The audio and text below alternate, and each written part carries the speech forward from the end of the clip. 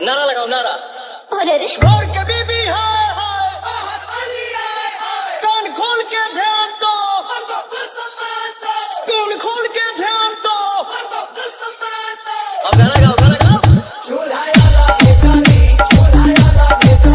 जगह बैठा तनी कुछ के न गम पड़ुए चाय पोती खत्म बड़ुए ऐसन रहल कत हम का करी। रोज यही हाल होगा तो घर में हड़ताल होगा। सुनो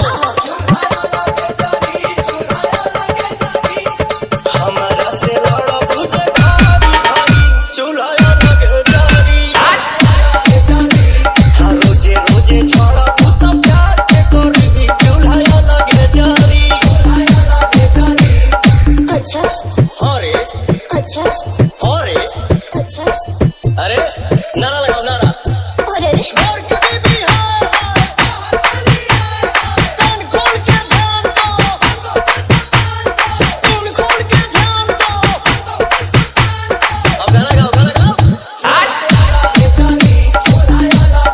रितेश रितेश रितेश कुशवाहा कुशवाहा तो सुनिए श्रीमती जी, मैं भी कम नहीं हूँ। बोलिए ना। यदि घर में मर्द से लड़ाई होगा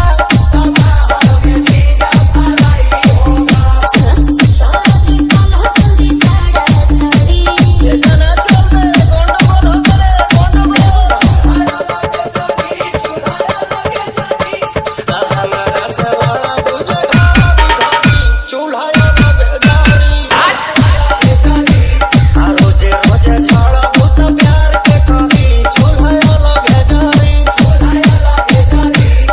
रितेश रितेश रितेश रितेश कुशवाहा कुशवाहा